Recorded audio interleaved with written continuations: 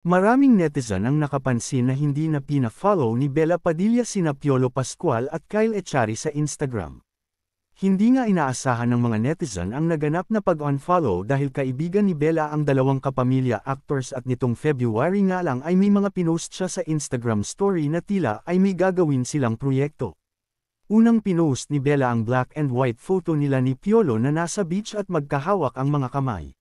The first person who said yes to a full-length feature film script I wrote years ago. Thank you for always taking a chance on your friends. Thank you for loving our industry so much that you're willing to try and try and try. Thank you for saying yes to my stories this year. Excited to play with you again, message ni Bella kay Piolo sa caption niya sa nasabing Instagram story post. Ang tinutukoy niyang pelikula na kanyang sinulat ay ang Last Night, na pinagbidahan nina Piolo at Tony Gonzaga noong 2017. Entertainment. Bella nag-unfollow kay Piolo. Abante News. April 8, 2025. Advertisement. Maraming netizen ang nakapansin na hindi na pina-follow ni Bella Padilla sina Piolo Pascual at Kyle Echari sa Instagram. Hindi nga inaasahan ng mga netizen ang naganap na pag-unfollow dahil kaibigan ni Bella ang dalawang kapamilya actors at nitong February nga lang ay may mga pinost siya sa Instagram story na tila ay may gagawin silang proyekto. Play. Alas 12. 1:35. Mute. Play. Pause. Mute. Ad. 13 minuto pasado alas 12.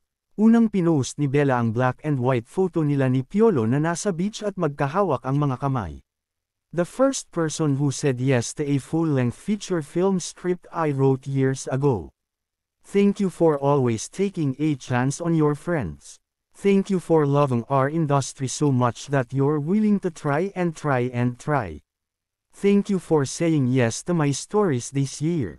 Excited to play with you again, message ni Bella kay Piolo sa caption niya sa nasabing Instagram story post.